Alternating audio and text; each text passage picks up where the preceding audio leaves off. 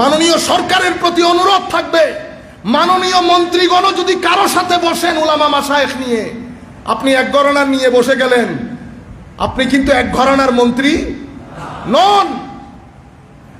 আপনি 2-4 জন আলেমকে নিয়ে বসে গেলেন, ডিসরিগার্ডিং, ignoring, underestimating mainstream ulama mashayikh. How dare! You are not the minister on behalf of the certain group. You are minister on behalf of the Muslims of Bangladesh. Sit down with the scholars. You must call all the scholars from all the school of thought. 2 or 3 people. আপনারা বুঝতে পেরেছেন? হৃদয়ে আগুন লাগে, আমাদের সাথে কারো কোনো দ্বিমত নাই।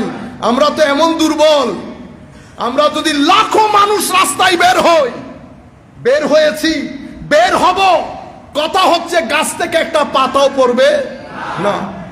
আমরা বলেছিলাম ফিলিস্তিনের পক্ষে যখন আমরা একসাথে হয়েছি, সেদিন একটা ঝলক দেখেছেন। আমরা বলেছিলাম যে লাখো মানুষ একসাথে হবে, গাছ থেকে একটা পাতাও পড়বে না। পড়েছিল? এটা সুফিয়াই কেরামের দল, এটা বুক চিতে মাইর খাবে, হাতের মধ্যে বাঁশ। সিম্পল ছাত্ররা কালকে করেছেন আন্দোলন, 10-12 জন ছাত্র মিলে। বাস ছাত্রদের বিহেভিয়ার দেখছেন বিহেভিয়ার।